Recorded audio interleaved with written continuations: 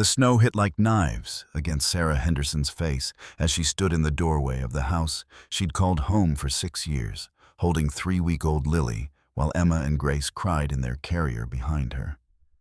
Michael, her husband of 7 years, blocked the doorway with his arms crossed, his face carved from ice that had nothing to do with the December cold. Behind him, Nicole Martinez stood wearing Sarah's bathrobe, a satisfied smile playing at her lips. "You have 30 minutes, Michael said, his breath forming clouds in the frigid air. "Pack what you can carry, everything else stays." Sarah's arms trembled, not from the cold, though it was 15 degrees and dropping, but from the sheer impossibility of what was happening. 3 babies, Christmas Eve, a blizzard warning that had already dumped 6 inches and promised another foot before morning. "Michael, please. The babies. It's Christmas Eve. It's freezing. Where am I supposed to go?" "That's not my problem anymore." His voice was flat, rehearsed. How long had he practiced this moment? "I told you this morning. I want a divorce. I want you out. I want to start fresh with Nicole." This morning when she'd been feeding the triplets at 4 a.m. When she'd been so exhausted she could barely see straight, when she'd spent 20 minutes getting all 3 babies changed and dressed while he slept peacefully in their bed. This morning when he'd walked into the nursery and said those words like he was ordering coffee. "I want a divorce. I've met someone else. Someone who understands ambition. Someone who isn't drowning in baby weight and postpartum depression." She'd thought he was joking. Some cruel, sleep-deprived joke. He wasn't joking. "Michael, I just had surgery 3 weeks ago. C-section. I'm still healing. The doctors said—" "Then you should have thought about that before letting yourself go," Nicole interrupted, stepping forward. Her hands, manicured, perfect, empty, rested on Michael's shoulder. "Before becoming boring and fat and completely worthless to a man like Michael." Sarah's breath caught. The word hit like a physical blow. Worthless. She looked at Michael, waited for him to correct Nicole, to defend her, to show even a glimmer of the man who'd held her hand during the 17-hour labor, who'd cried when the doctor placed Lily in his arms first. He said nothing. 30 minutes, he repeated. "Starting now." Flashback. How it started. 7 years ago, Sarah had met Michael Henderson at a charity gala. She was there representing her grandmother's foundation, one of the few public appearances she made using the Anderson family name. Her grandmother, Catherine Anderson, had built Anderson Holdings from nothing. A $70 billion conglomerate spanning tech, real estate, and manufacturing. But Catherine had taught Sarah a crucial lesson. Never let people know your worth until you know theirs. So when Sarah met Michael, she told him she worked for a non-profit, which was technically true.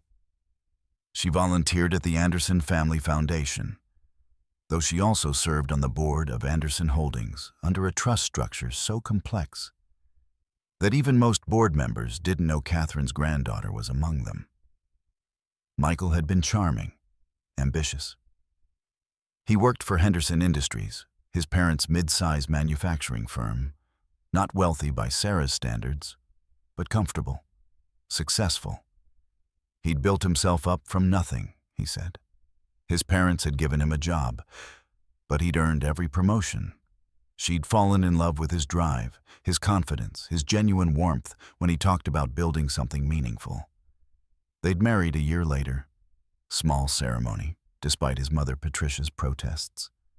Sarah had worn her grandmother's pearls, the only hint of the wealth she was hiding. Even then, she'd told Michael they were costume jewelry, family heirlooms with more sentimental than monetary value. Catherine had died 2 years into their marriage. The will was read privately. Sarah inherited everything.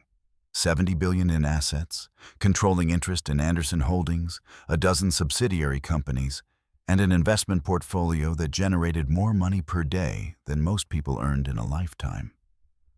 But the inheritance was structured through trusts, managed by attorneys, hidden behind corporate shells. Michael never knew. His wife worked part-time at the foundation, stayed home with the babies when they came, lived modestly in the house he believed he'd bought with his salary. She'd planned to tell him eventually, after they'd built a life together, after she was certain he loved her for herself, not her money. She'd waited too long. Back to Christmas Eve. Sarah stumbled back into the house, her body moving on autopilot. 30 minutes. She had 3 babies, no car. Michael had taken her keys that morning. No money. He'd drained their joint account. She'd seen the notification at 6 a.m., $24,000 gone, and nowhere to go in a blizzard. Her phone was dead. Michael had canceled her service that afternoon. She grabbed a duffel bag from the closet, started throwing in baby clothes with shaking hands.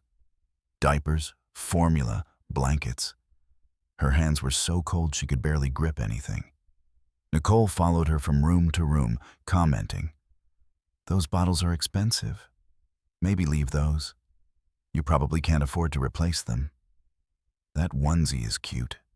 My baby will need something like that when I'm pregnant. Oh, wait." Nicole's hand went to her flat stomach. "I'm already 3 months along. Surprise?" Sarah froze, turned slowly. Michael stood in the doorway, guilt flickering across his face for the first time. "You're pregnant?" Sarah's voice came out barely above a whisper. "We both needed a fresh start," Michael said. "Nicole and I have been together for 6 months. We love each other. And yes, we're having a baby." 6 months.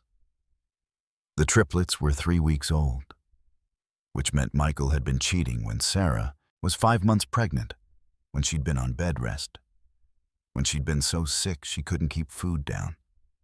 "My parents know," Michael added, as if that somehow made it better. "They approve. They think Nicole is better suited to the Henderson family, more sophisticated." Patricia and Robert Henderson, his parents, who'd never liked Sarah, who'd pushed for a prenup, which Sarah had signed without argument. It protected her hidden assets perfectly. Who'd made pointed comments about her clothes, her hair, her middle-class background. They'd known about the affair, maybe even encouraged it. "Where's the prenup?" Sarah asked suddenly. "What?" "Our prenup. Where is it?" Michael looked confused. "Why does that matter right now?" "I want to see it. I want to know what I'm entitled to." He laughed. Actually laughed. "You're entitled to nothing. The prenup makes that clear. What you brought into the marriage stays yours. What I built stays mine. And since you brought nothing..." He shrugged. Sarah felt something crack inside her chest. Not breaking, crystallizing, hardening into something sharp and clear and cold. She'd brought nothing. He had no idea. The duffel bag scene, 28 minutes had passed. Sarah had packed what she could. Clothes for the babies, formula, diapers, her grandmother's letters, the only thing she'd kept from the estate that Michael had seen, and her laptop. The laptop was crucial. On it was the confirmation email she'd received that morning at 9:47 a.m. Transaction complete. Anderson Holdings has successfully acquired Henderson Industries for $71.3 billion. As controlling shareholder, you now own 100% of all Henderson Industries assets, including manufacturing facilities, real estate holdings, subsidiary companies, and all employee contracts. Congratulations, Ms. Anderson. Sarah had spent 6 months arranging the acquisition. Henderson Industries had been struggling. Bad investments, poor management, mounting debts. Patricia and Robert Henderson had been desperate to sell but too proud to let anyone know. Enter Catherine Chen, a shell corporation Sarah had created years ago. No connection to Anderson Holdings. No connection to Sarah Henderson. Just a mysterious buyer who'd offered to save Henderson Industries for a premium price, no questions asked. The Hendersons had sold eagerly. The deal had closed that morning. Michael had kicked her out 6 hours later, completely unaware that his parents' company, their legacy, their entire fortune, now belonged to the wife he'd just called worthless. The 30-minute mark. "Time's up," Nicole sang from the living room. Sarah picked up the carrier with Emma and Grace, adjusted Lily in the wrap against her chest, and grabbed her duffel bag. Everything else, her wedding photos, her grandmother's china, her clothes, stayed behind. She stood at the door one more time, looked at Michael. "You're making a mistake," she said quietly. "No, I made a mistake 7 years ago. I'm fixing it now. Michael, please, just for tonight. Let me stay until the blizzard passes. I'll leave in the morning, I swear." "No. Get out." Nicole stepped forward, actually pushed Sarah toward the door. "You heard him. Get out. This is my house now, my family, my life." Sarah stumbled, caught herself on the doorframe. The cold hit her immediately, stealing her breath. "Wait," Michael said. Hope flared. Maybe he'd changed his mind. Maybe seeing her struggle with 3 babies in a blizzard had cracked something inside him. He handed her a piece of paper. "Divorce papers, already filed, already signed. Have your lawyer send them back within 30 days. Don't drag this out." Then he closed the door. Sarah heard the lock click. She stood there for 10 seconds, maybe 20, while snow accumulated on her shoulders and the baby started crying from the cold. Then she started walking. The walk. The nearest women's shelter was 3 miles away. In good weather, with no children, it would take 45 minutes. In a blizzard, with 3 babies and a duffel bag, it took 2 hours. Sarah didn't remember most of it. Her body went numb after the first mile. The babies cried, then went quiet. Too quiet. She kept checking them, making sure they were breathing, adjusting blankets with fingers that had stopped feeling anything. Cars passed. None stopped. She fell twice. The second time, she couldn't get up for a full minute. Just lay there in the snow, babies screaming, thinking, "Is this how it ends? Christmas Eve, frozen in the street because I trusted the wrong man?" But she got up. She always got up. The Catherine Anderson Women's Shelter appeared like a miracle at 10:47 p.m. Sarah banged on the door with numb fists until someone answered, a woman in her 50s with kind eyes and practiced efficiency. "Oh my God. Come in right now." Warmth hit like a physical force. Sarah's legs gave out. The shelter. They took the babies first. Checked them, warmed them, fed them. All 3 were okay. Cold, crying, but okay. Sarah sat wrapped in blankets, shaking so hard her teeth rattled. "I'm Helen," the woman said, pressing hot tea into Sarah's hands. "I run the shelter. You're safe now. You're all safe." "Thank you," Sarah managed. Her lips were cracked and bleeding. "How far did you walk?" 3 miles.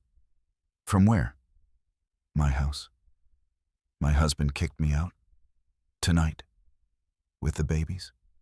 Helen's face hardened. Men like that always escalate.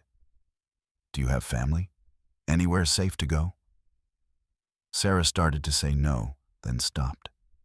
She had family. She had resources. She had more money than God. She just needed to access it. "Can I use a phone? Mine is disconnected." "Of course." Sarah called the number she'd memorized years ago, the one that connected directly to Walter Morrison, her grandmother's attorney and the executor of the Anderson Holdings Trust. He answered on the second ring.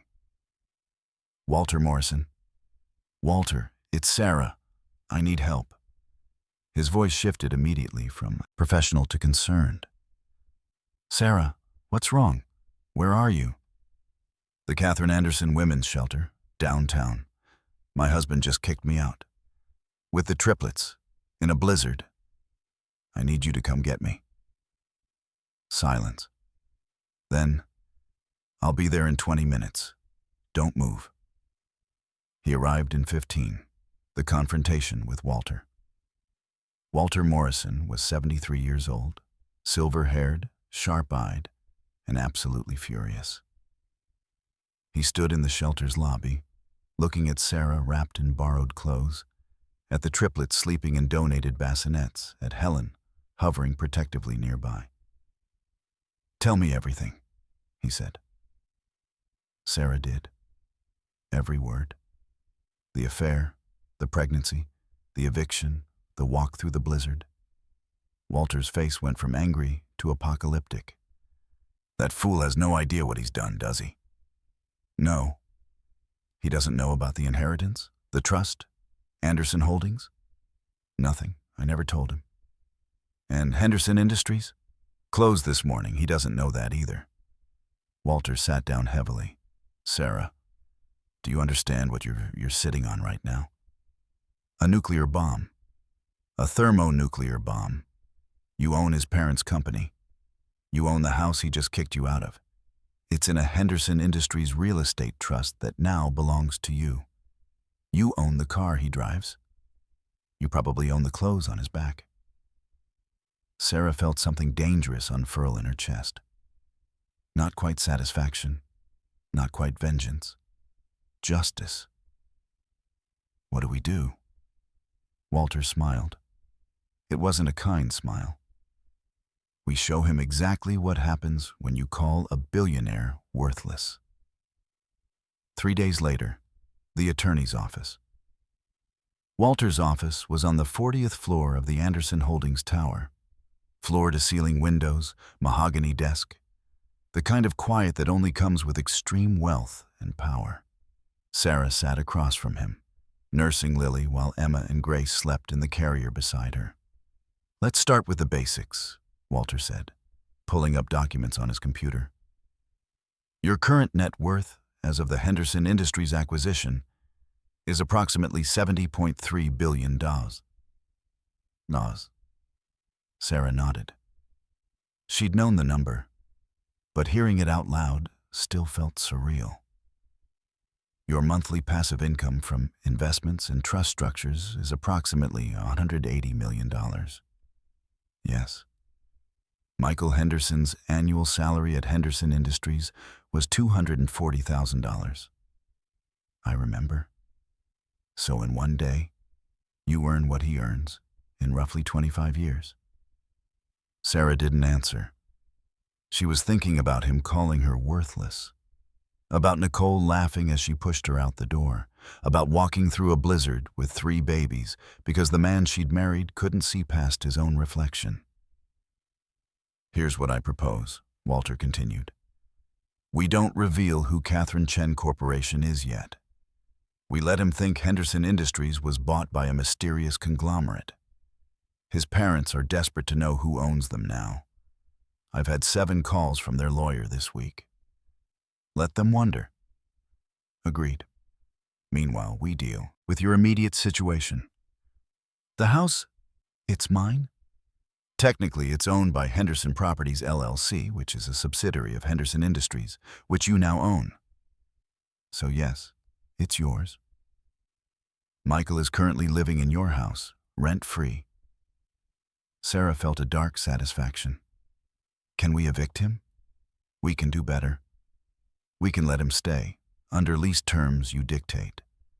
Make him pay rent to an anonymous landlord. Let him struggle to afford it." "How much?" Walter smiled. "What was your joint mortgage payment? $200 a month?" Let's make it 6,000, market rate for a property that size. Sarah almost laughed. He can't afford that. Not with child support payments. Exactly. What about child support? That's where things get interesting. Walter pulled up another document. Georgia law dictates child support based on both parents' income and custody arrangement. Michael will argue he makes $240,000 annually, and you make nothing. He'll try to minimize payments. But I don't make nothing. Correct. You make approximately $180 million monthly, but Walter held up a hand. We don't have to disclose that yet. Not until the divorce is finalized. Let him make his arguments. Let him feel confident, and then we bury him with the truth. How long will that take? 6 months if we delay strategically. During that time, we have other work to do. Like what? Walter's smile widened. Like making you visible. Sarah spent the first week in a private suite at the Four Seasons, paid for by Anderson Holdings. The triplets were still tiny, demanding, exhausting. She fed them in shifts. Lily at midnight, Emma at 2, Grace at 4, then start over. Helen from the shelter visited daily, bringing supplies and wisdom. You're doing better than most women who come through here, Helen said, watching Sarah change 3 diapers simultaneously. Most are shell-shocked for months. I'm numb, Sarah admitted. I'll probably fall apart later. Right now, I'm just operational. That's survival mode. It works. Use it. Between feedings, Sarah worked with Walter to understand the full scope of what she owned. Henderson Industries, Holdings, 12 manufacturing facilities across 6 states. Commercial real estate portfolio worth $4.2 billion. Subsidiary companies, including the property management firm that owned her former house. 8,400 employees, including Robert and Patricia Henderson, CEO and COO, respectively. Annual revenue, $890 million. Annual profit, $12 million, struggling but stable. Anderson Holdings. Tech sector investments, $28 billion. Real estate, $19 billion. Manufacturing, $15 billion, including Henderson Industries. Private equity, $8 billion total. $70 billion Sarah also owned, her former house, through Henderson Properties, LLC. Michael's car, leased through Henderson Auto Fleet. The country club membership his parents treasured, owned by Anderson Real Estate Trust. The vacation home in Aspen, where they'd spent their honeymoon. The boat Michael had bought for himself last year. Even the Italian restaurant where he'd proposed, Anderson Holdings owned the building. She owned his entire life, and he had no idea. What do you want to do? Walter asked during one late-night meeting. Sarah looked at her sleeping daughters, 3 perfect miracles who'd been deemed worthless by their own father. I want him to understand, she said quietly. Not through revenge, through consequence. I want him to learn that actions have prices. That calling someone worthless reveals your own poverty, not theirs. How? First, we protect the girls. Set up trust funds they can't touch. Make sure they never need him financially. Done. $100 million each, accessible at 25. Sarah nodded. Second, we restructure Henderson Industries. I want it profitable again. I want to save those 8,400 jobs. But I want the Hendersons to know their empire's being saved by someone they underestimated. Restructuring will take months. I have time. Third, Sarah paused. I want to go to Patricia Henderson's Christmas gala. Walter raised an eyebrow. The one she hosts every year? January 6th, 12th night. The most important social event of the year for the Hendersons. That's 3 weeks away. Then we have 3 weeks to prepare. Week 2. The transformation begins. Sarah hired a team. Jennifer Martinez, personal trainer who specialized in postpartum recovery, Lisa Chen. Nutritionist Marcus Reeves. Image consultant, Detective Sarah Williams, private investigator. The trainer and nutritionist were practical. Sarah's body had been through trauma, emergency C-section, 3 babies, walking through a blizzard. Recovery would take time, but they could accelerate it safely. Marcus was strategic. "You're not trying to look like a trophy wife," he explained during their first meeting. "You're trying to look like power, old money, the kind of wealth that doesn't need to prove itself." He took her shopping, not to obvious luxury brands, but to small boutiques that catered to seriously wealthy women who'd never heard of Instagram. Custom pieces, subtle tailoring, jewelry that looked understated until you knew what you were looking at. Detective Williams was gathering evidence. Michael's affair had started 8 months ago, not 6, text messages recovered from cloud backups. Nicole Martinez was not 3 months pregnant. Medical records obtained legally through subpoenas showed she'd had her period 2 weeks ago.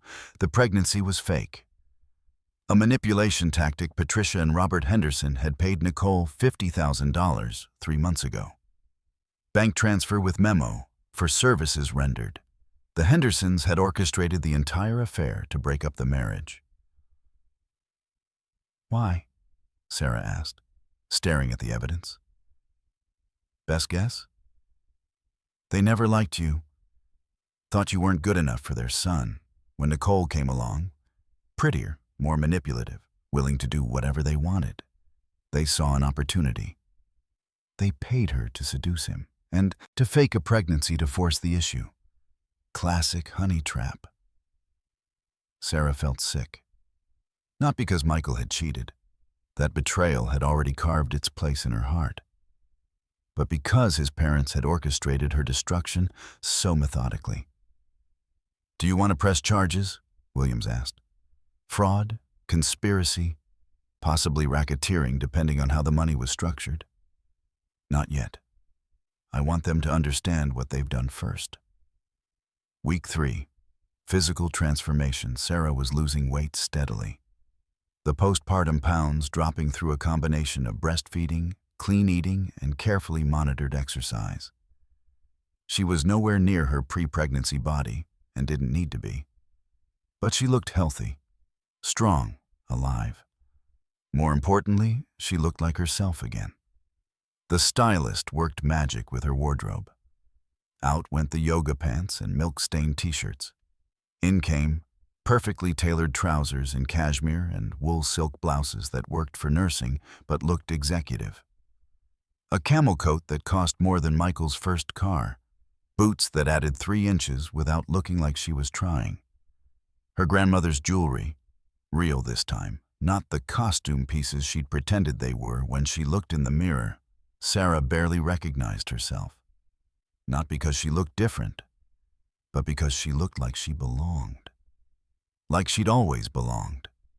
Like money was so natural to her that she'd forgotten it needed mentioning. Week 4. Public emergence. Sarah's first public appearance was strategic, a board meeting at Anderson Holdings. She'd served on the board for 5 years under her maiden name, Sarah Anderson, and through a trust structure that made her role ambiguous. Most board members knew she was Catherine's granddaughter, but didn't realize she was the sole heir. They assumed the fortune had been split among multiple family members. It was time to correct that assumption. Sarah walked into the boardroom at 9 a.m. on January 4th. She wore a navy suit, her grandmother's pearls, and an expression of calm authority. The board members, 12 powerful executives who collectively managed $70 billion in assets, all stood when she entered. "Good morning," she said, taking the head of the table. "Before we begin, I have an announcement. As of Catherine Anderson's death 3 years ago, I became sole controlling shareholder of Anderson Holdings. This means I own 51% of voting shares and have final say on all major decisions." Silence. Then, Ms. Anderson, we understood the estate was divided among... It wasn't. It's mine, all of it. She smiled. I've allowed this ambiguity to continue because I was learning, watching, understanding how you all operate. I'm impressed with most of what I've seen. But there will be changes. What kind of changes? First, I'm taking an active role in management. I'll be attending all board meetings, reviewing all major acquisitions, and implementing new strategies for growth. The CFO, a man named Richard who'd been with the company for 30 years, cleared his throat. Ms. Anderson, with respect, do you have the experience to... I recently acquired Henderson Industries for $71.3 billion. The deal closed last month. I negotiated every term personally. So yes, Richard, I have the experience. More silence. Henderson Industries? Someone breathed. That was you? Through a shell corporation, yes. Which brings me to my second point. Anderson Holdings will be restructuring Henderson Industries over the next 6 months. We're keeping all 8,400 employees, improving working conditions, and increasing profitability. I want a task force assembled by Monday. She continued laying out her vision for 20 minutes. By the end, every board member was taking notes. Any questions? Richard raised his hand. Miss Anderson, Sarah, if I may ask, why now? Why reveal yourself now? Sarah thought about Michael's face when he'd called her worthless, about walking through a blizzard with 3 babies, about Nicole's laugh. Because I'm done hiding, she said simply, and because some people need to learn that quiet doesn't mean weak. The society page.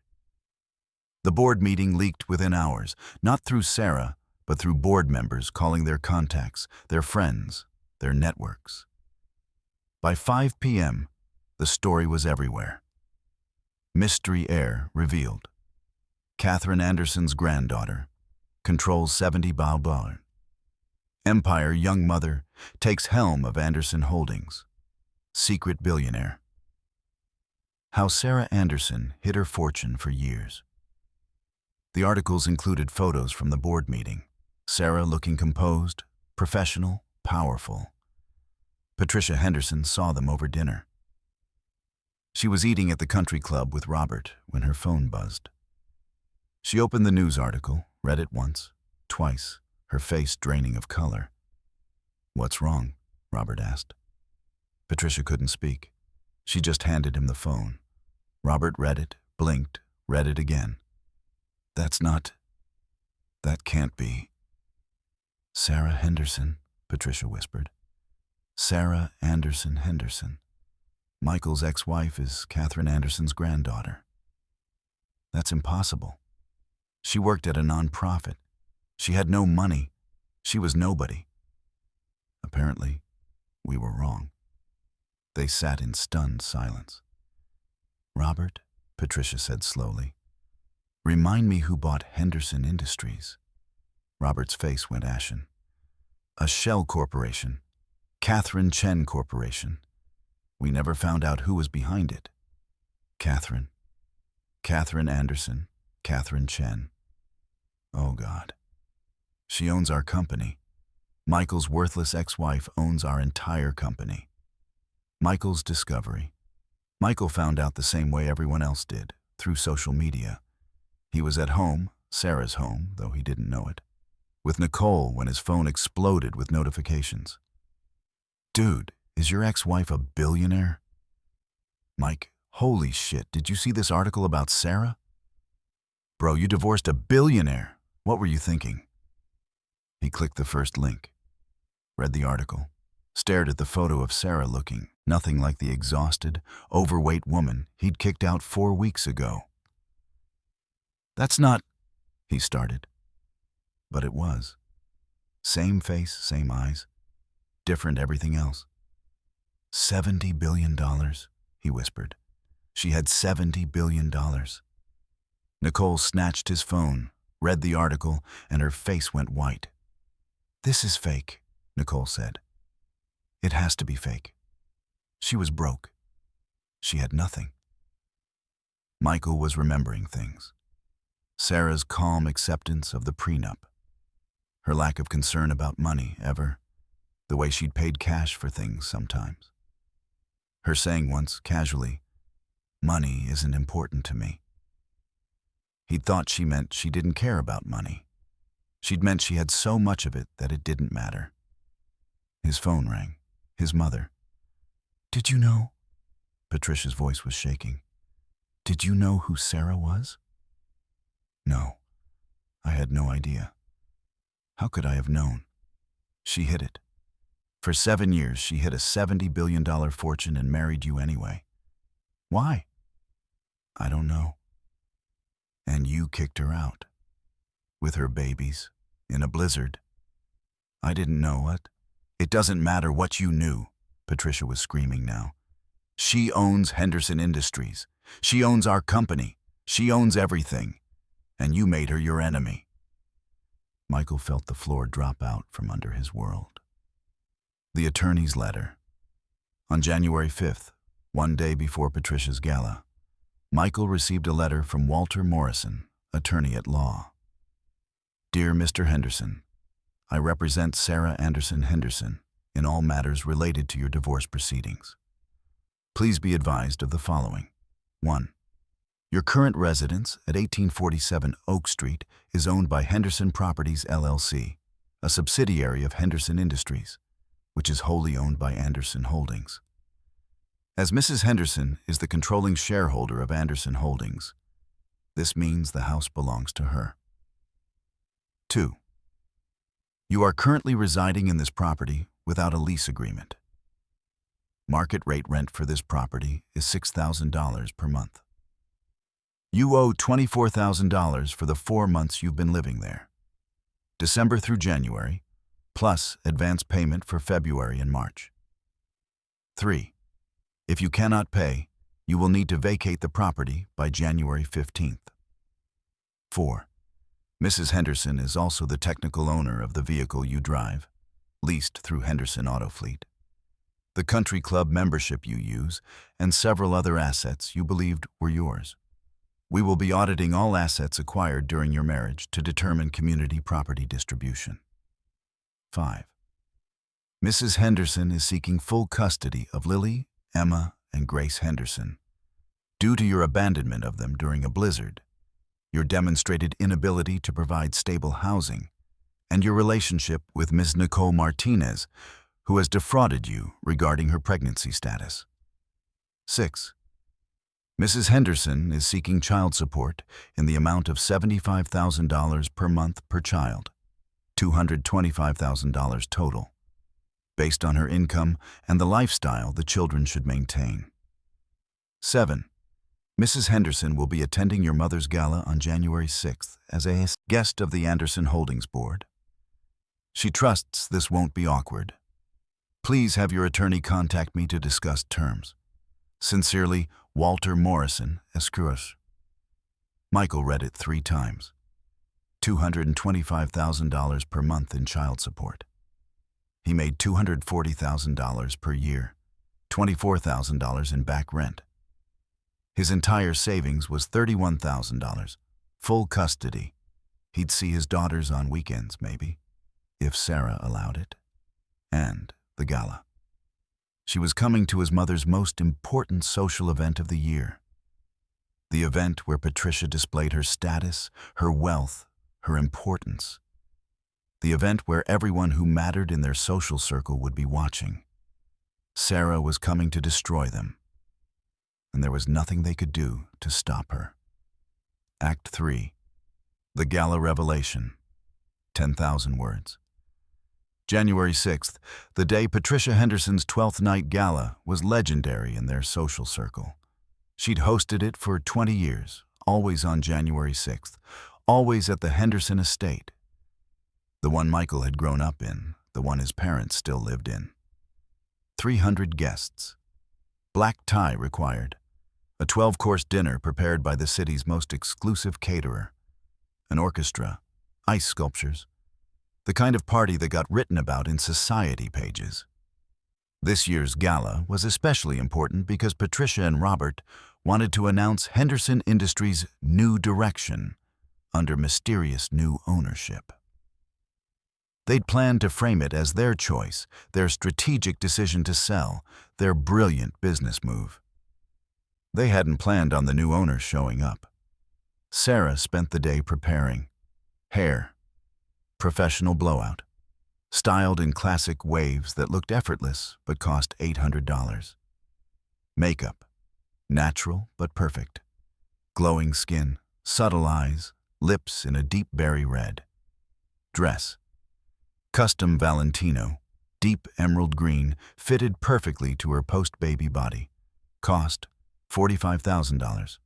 Jewelry, her grandmother's emeralds, real ones, worth approximately $2.3 million.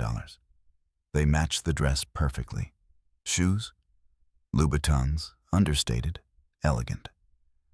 The triplets were home with a night nurse, one of 3 Sarah had hired.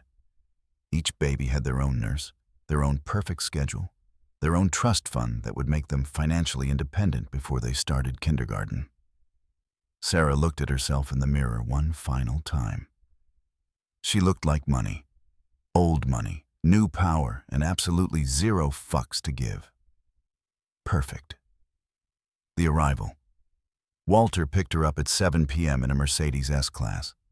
Not a limo, too showy, just an expensive car that people who knew cars would recognize as serious. They drove to the Henderson estate in silence. "Are you ready?" Walter asked as they pulled up. "I've been ready for a month." Valets rushed forward. Photographers, Patricia always hired photographers, started snapping pictures reflexively, then paused when they realized they didn't recognize this guest.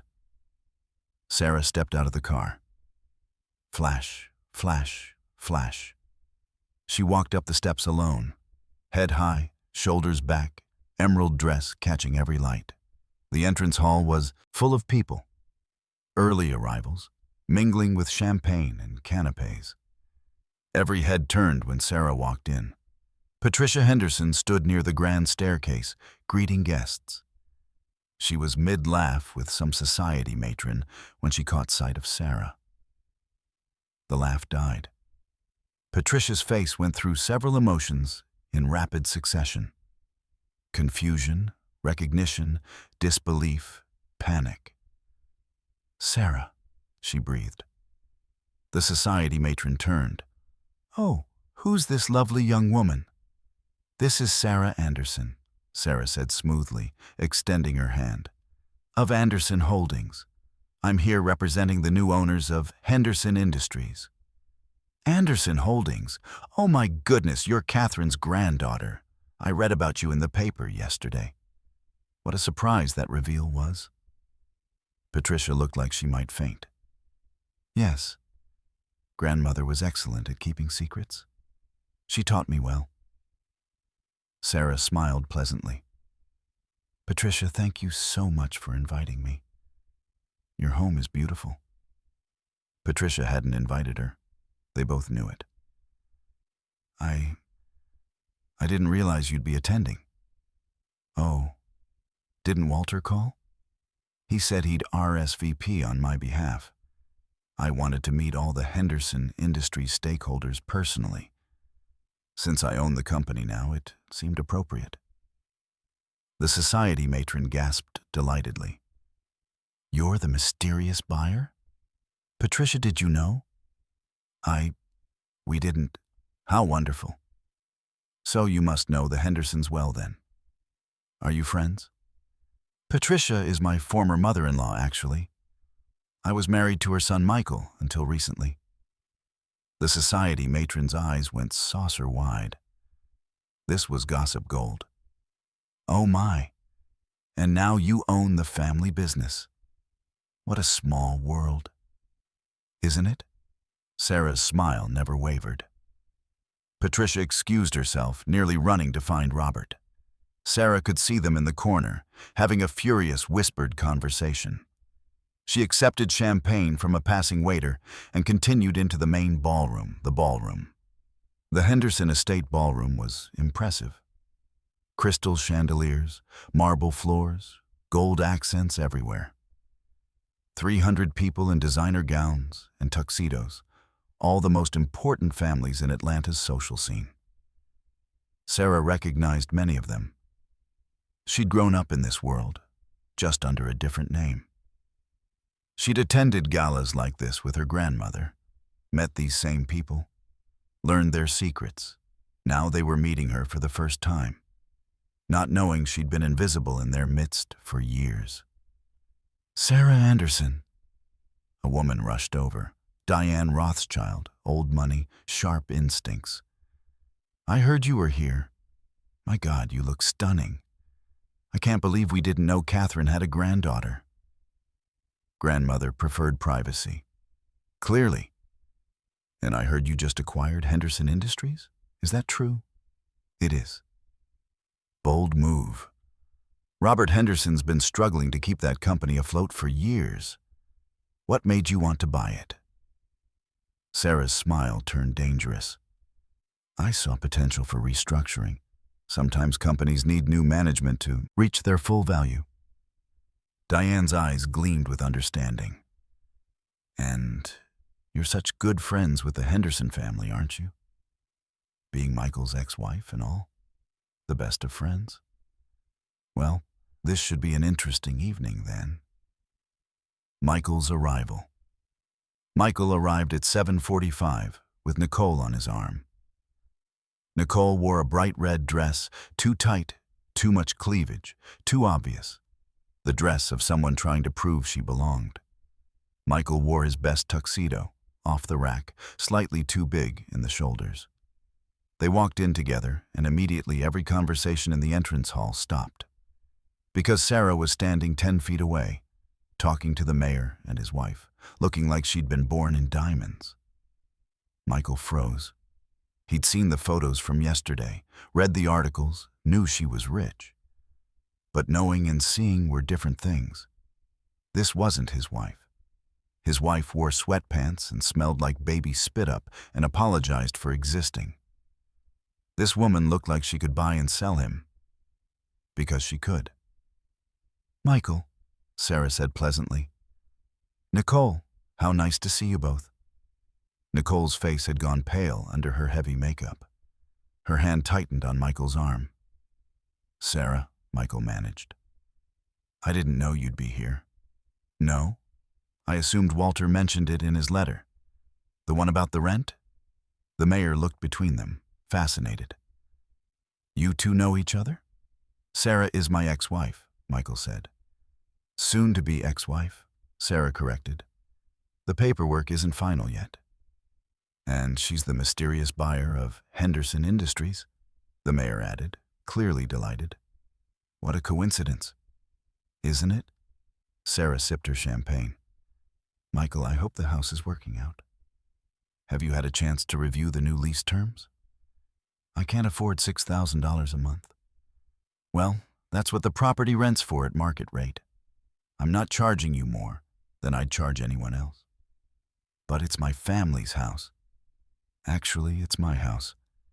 Technically, it belonged to Henderson Properties, LLC, which is a subsidiary of Henderson Industries, which I now own. So the house is mine. You're welcome to stay, but you'll need to pay rent like any tenant. The mayor's wife looked ready to pull out popcorn. Sarah, can we talk privately? Michael asked desperately.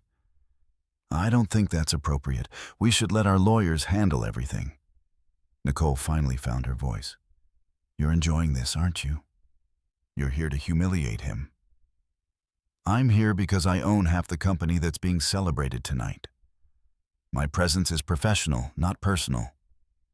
You're lying, Nicole hissed. You're here for revenge.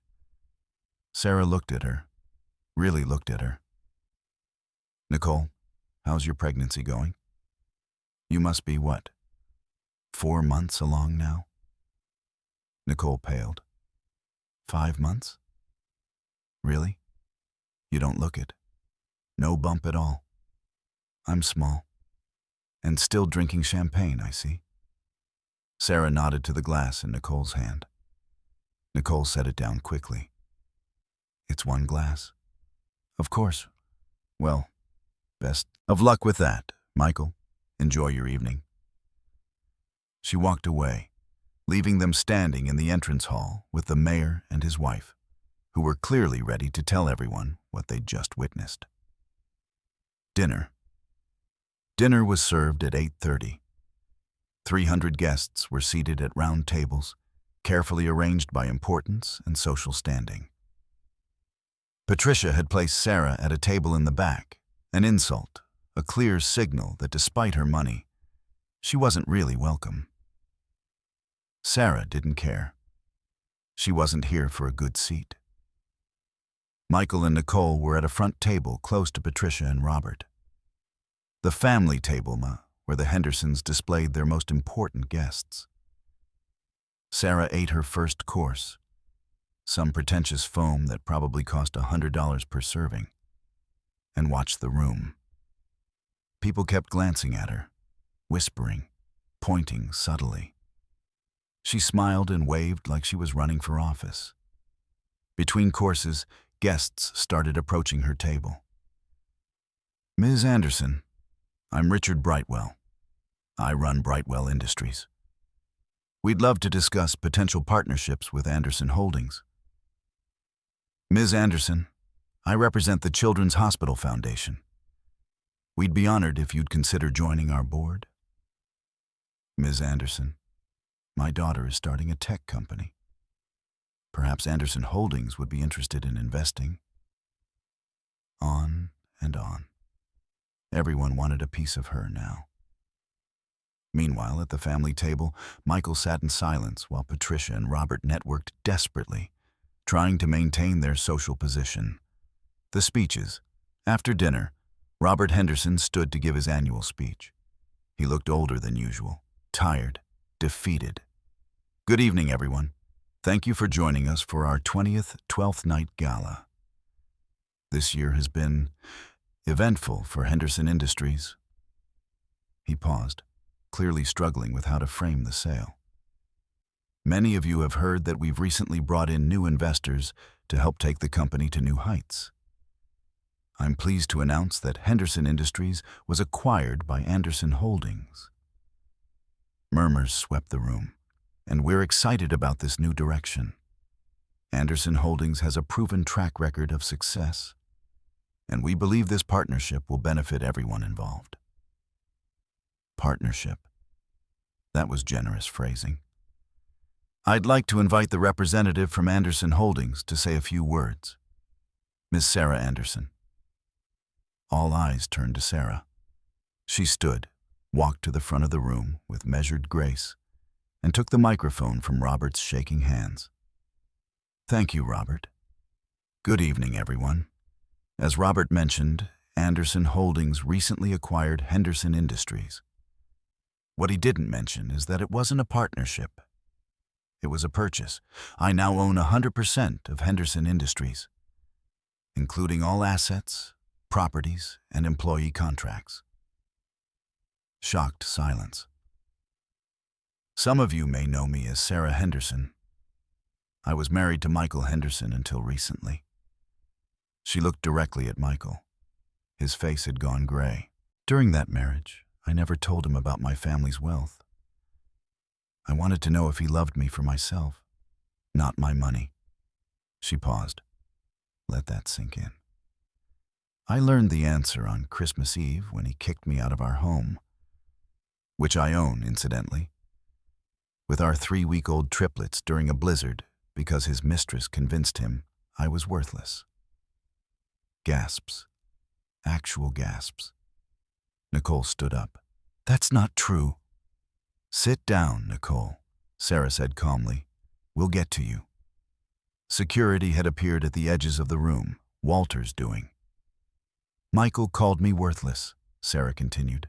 Fat, boring, worthless. He took everything from our joint account, $24,000, the same day he evicted me. He canceled my phone service. He took my car keys. He left me and our babies to walk 3 miles through a blizzard to a women's shelter. Patricia had gone white. What Michael didn't know, what his parents didn't know, is that the day they kicked me out, I had just closed a $71 billion acquisition, the biggest acquisition of my career. I bought Henderson Industries that morning, and by evening, I was homeless.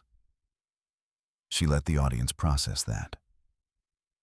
Now, some of you might wonder why I'm telling you this.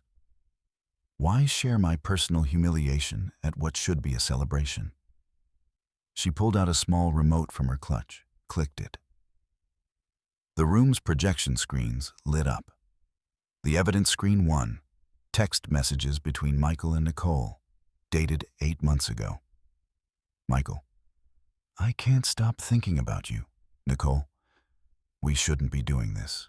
You're married? Michael, my wife is pregnant and boring. I need someone who understands me. Screen 2, bank transfer from Patricia Henderson to Nicole Martinez.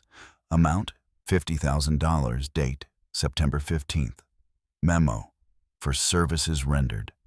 The room erupted. Screen 3, medical records, legally obtained through subpoena.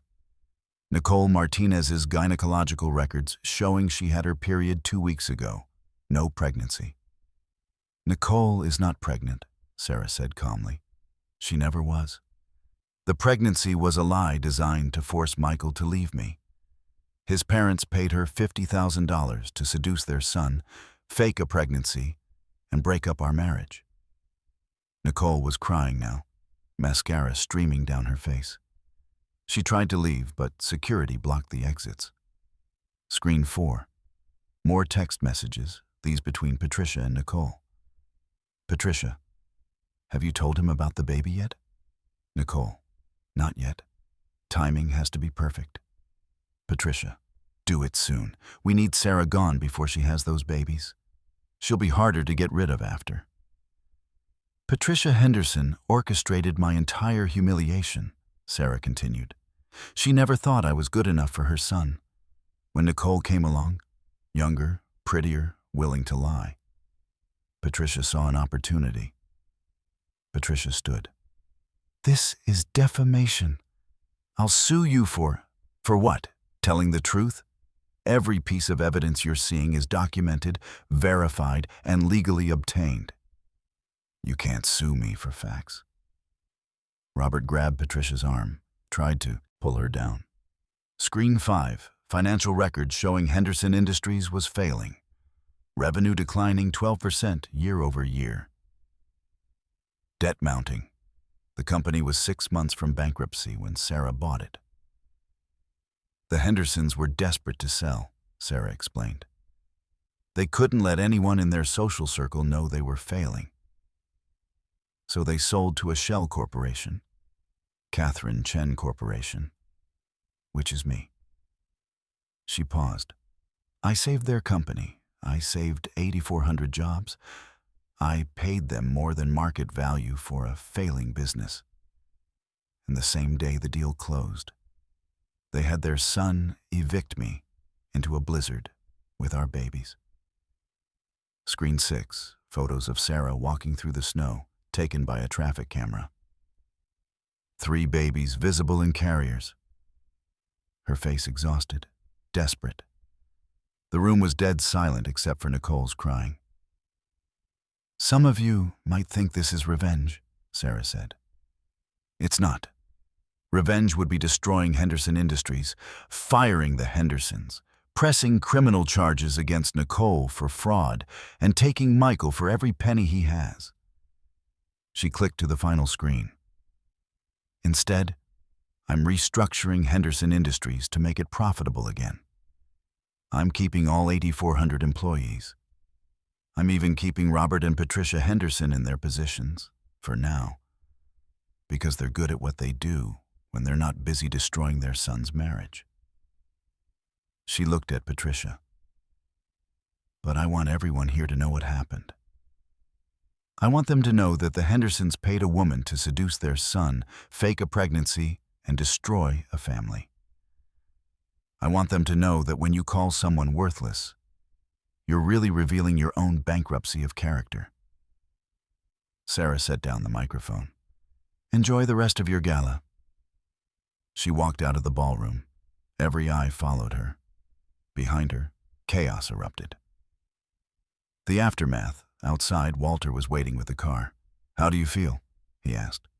Sarah took a deep breath of cold January air. Free.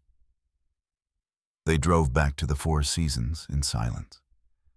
At the hotel, the triplets were asleep. The night nurses reported no problems. Sarah checked on each baby, Lily first, then Emma, then Grace. All perfect, all peaceful, all completely unaware that their mother had just nuked their father's entire family. She changed out of the Valentino dress, washed off her makeup, and sat in the dark hotel room for a long time. Her phone was exploding with messages. That was the most incredible thing I've ever witnessed. Patricia Henderson is finished in this town. Every society reporter in the city is writing about this right now. You're a legend.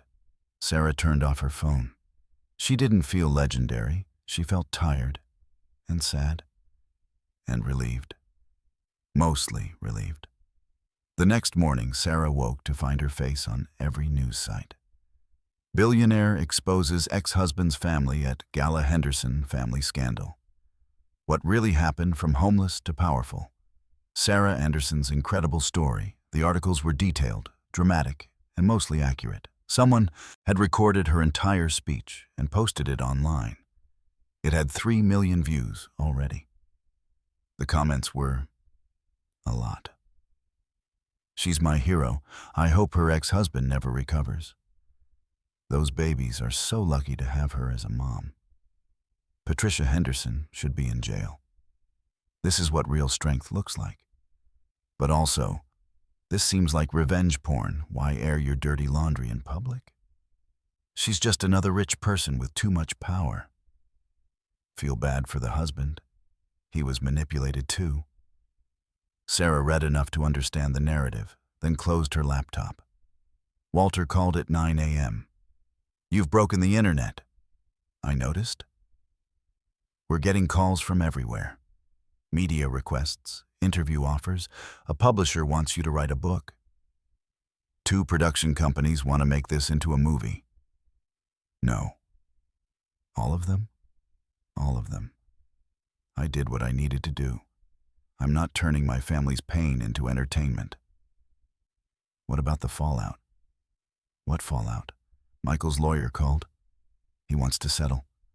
Full custody to you, minimal visitation for him, child support calculated on his actual income instead of trying to go after yours. He's waving the white flag. And Nicole? Disappeared. Left town last night. We have her on fraud charges if we want to pursue them, but let her go. She was a pawn. Patricia was the player. Speaking of Patricia, she and Robert both resigned from Henderson Industries this morning, effective immediately. Sarah felt a twinge of something. Not quite satisfaction. Maybe justice. Who's running the company now?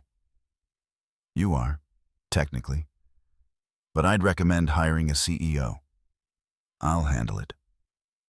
1 week later, Sarah moved into a penthouse downtown. Not the house. She'd sold that the day after the gala. Too many bad memories. The new place had 4 bedrooms, 1 for Sarah, 3 for the triplets. Floor-to-ceiling windows overlooking the city. A nursery that looked like something from a magazine. Space, light, safety. The triplets were thriving. They'd gained weight, met all their developmental milestones, and seemed completely unaware that their father had tried to throw them away. Sarah hired a CEO for Henderson Industries, a woman named Nicole Martinez, with 20 years of experience turning around failing companies. Sarah would remain chair of the board, but wouldn't be involved in day-to-day operations. She also activated the Anderson Family Foundation properly, appointing a board of directors and committing $500 million over 5 years to women's shelters, postpartum support programs, and early childhood education. The Catherine Anderson Women's Shelter got a $50 million endowment. Helen, the shelter director who'd let Sarah in on Christmas Eve, cried when Sarah told her. "This will change so many lives," Helen said. "It already changed mine. I'm just paying it forward." Michael's apartment. Michael moved into a studio apartment in a rough part of town. It was all he could afford on his salary after paying $6,000 a month for the house he'd already had to vacate after his car was repossessed, after his country club membership was revoked. He'd been fired from Henderson Industries. The new CEO didn't want family drama affecting company morale. He'd found work as a mid-level manager at a different firm. The pay was half what he'd made before. Nicole was gone. She'd left him a note. "I'm sorry. I never wanted it to go this far. Your mother paid me to break you up, but I started to care about you. Then everything fell apart. I'm leaving. Don't try to find me." He'd loved her, or thought he had. Now he didn't know. His parents had also cut him off. They'd moved to Florida, trying to escape the scandal. Patricia had made it clear. Michael had destroyed the family's reputation, and she wanted nothing to do with him. So Michael was alone. He'd asked for visitation with the Triplets.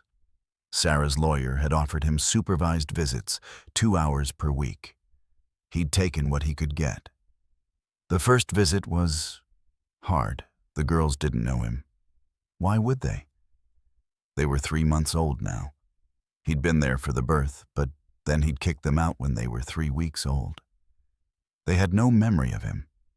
He held Lily awkwardly while a social worker watched. The baby cried. He didn't know how to soothe her. Sarah wasn't there. She didn't need to be. He wasn't a threat anymore.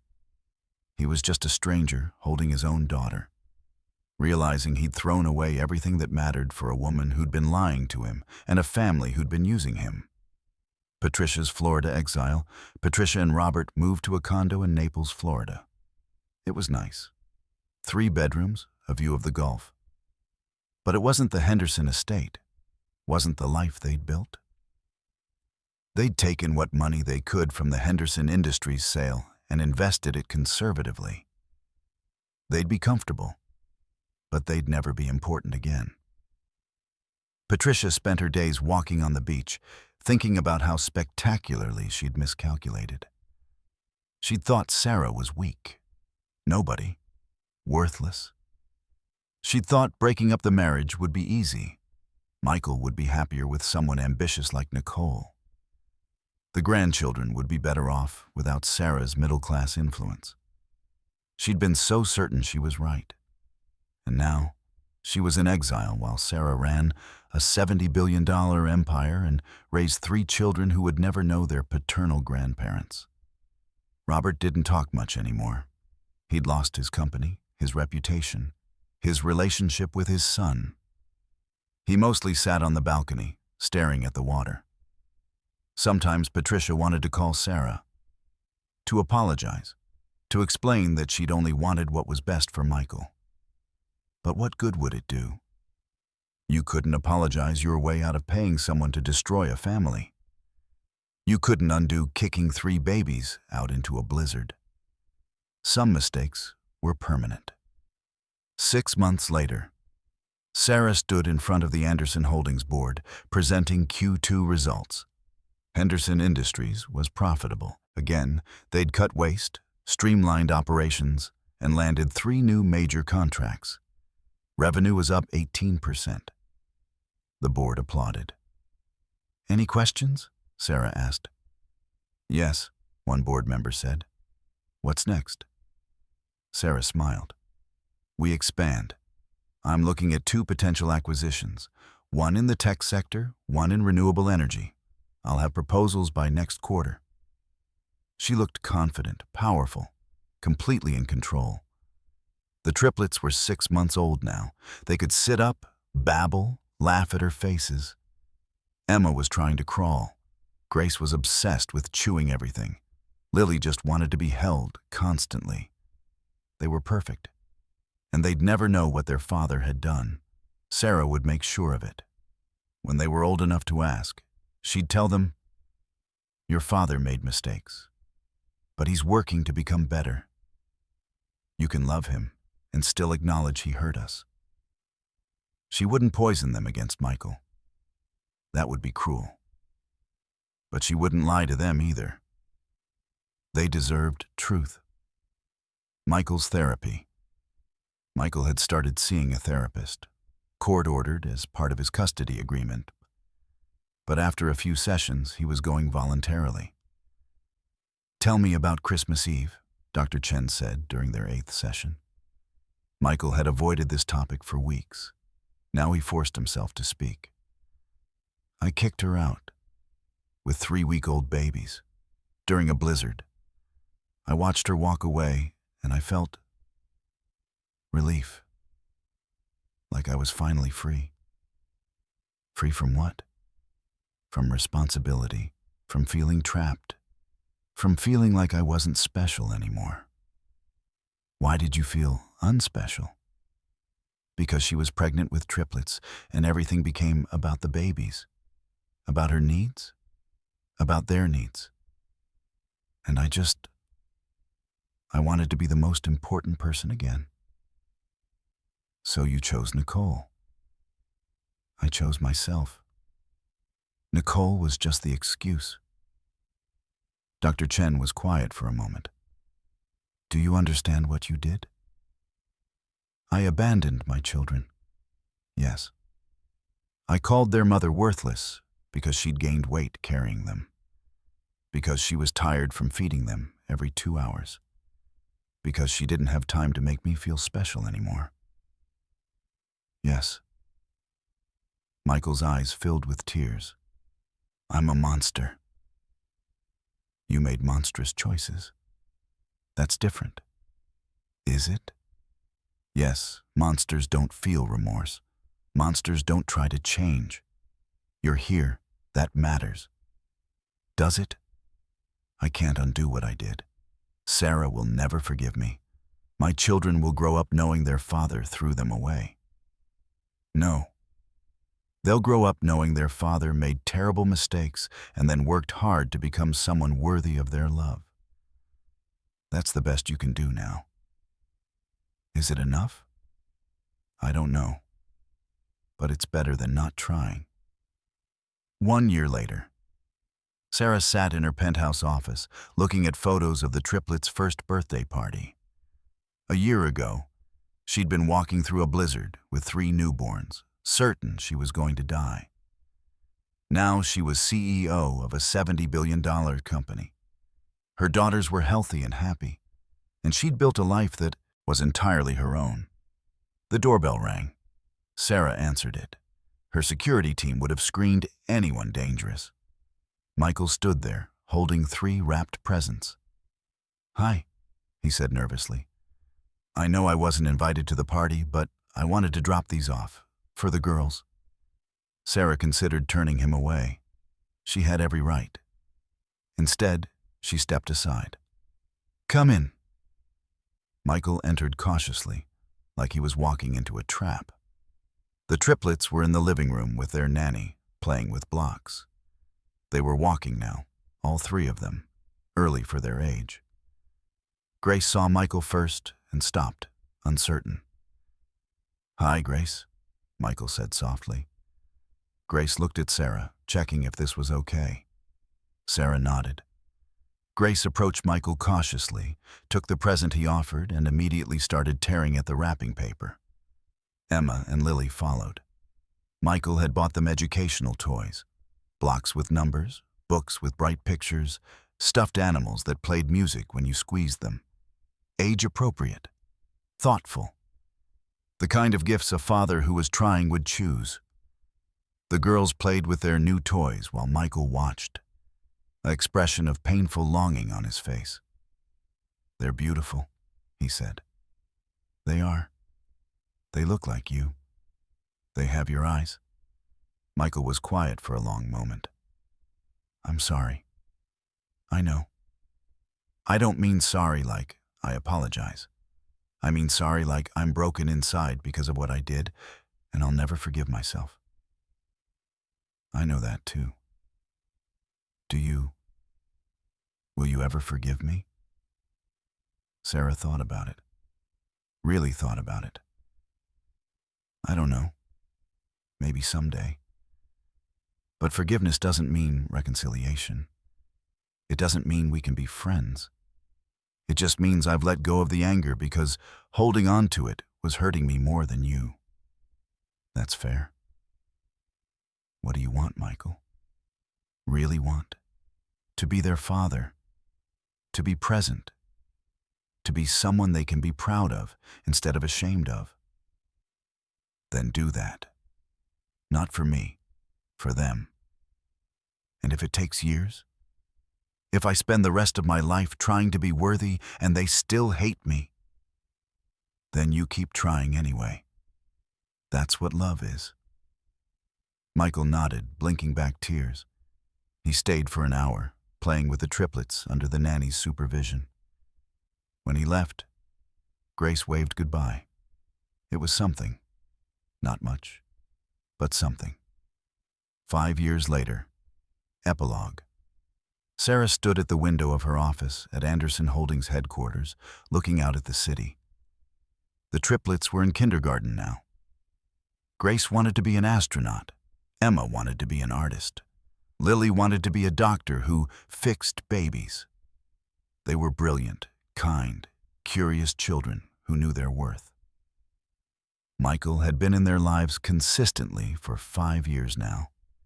Every weekend visit, every school play, every birthday, he showed up, he tried. He'd become a decent father, not perfect, but present. The girls loved him cautiously, the way you love someone who hurt you once and might hurt you again. But they loved him. Patricia and Robert had reached out once, asking to meet their grandchildren. Sarah had said no. Not yet. Maybe not ever.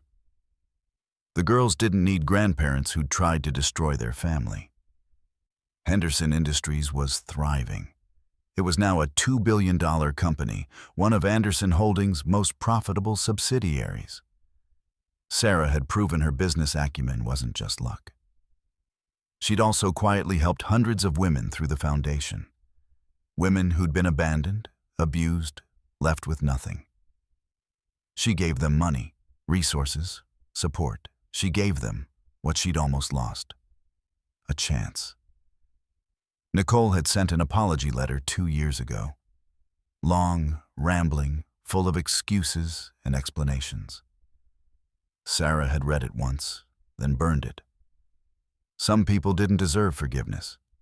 Nicole was one of them. Her phone rang. Walter. Sarah, I have news. Good news or bad news? Complicated news. Patricia Henderson died this morning. Heart attack. Sarah sat down slowly. She felt nothing. Not satisfaction, not sadness. Just a distant acknowledgement of mortality. Is Michael okay? He's devastated, apparently. He was estranged from her, but she was still his mother. Do the girls need to know? That's up to you. Sarah thought about it. The triplets had never met Patricia, didn't know her. But someday they'd ask about their grandparents, and Sarah would have to explain. I'll tell them their grandmother passed away, but I won't pretend she was someone she wasn't. That's fair. After she hung up, Sarah sat in her office for a long time, thinking about the woman who'd orchestrated her destruction. Patricia had died in exile, alone, never having apologized or acknowledged what she'd done. Was that justice? Was that enough? Sarah didn't know, but she did know this. She'd survived. She'd built a life her daughters could be proud of. She'd turned Christmas Eve's nightmare into a foundation that helped thousands. And that was enough. Final scene. Christmas Eve, 5 years later.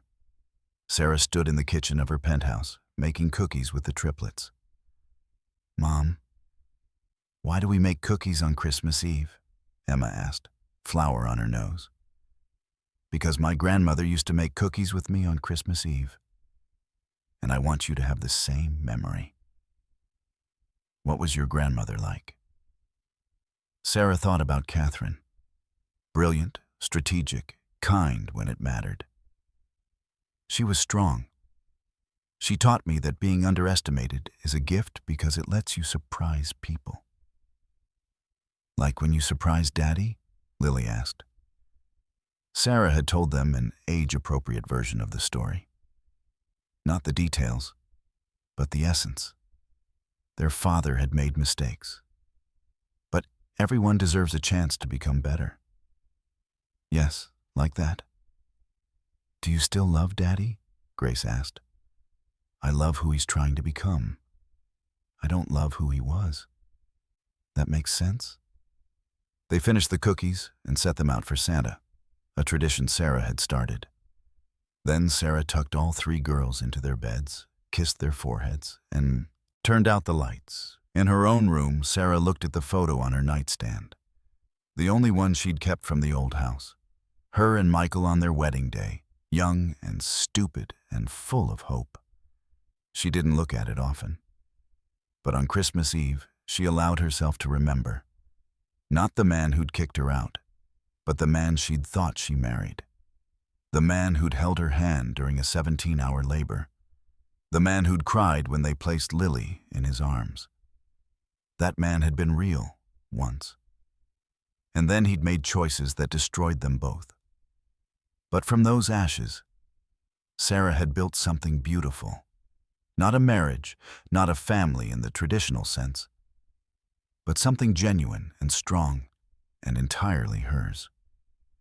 She turned off the light and went to sleep, dreaming of nothing in particular, just the quiet peace of survival, of making it through the worst night of her life and coming out the other side stronger, wealthier, and completely, absolutely, undeniably worth everything she'd always been worth.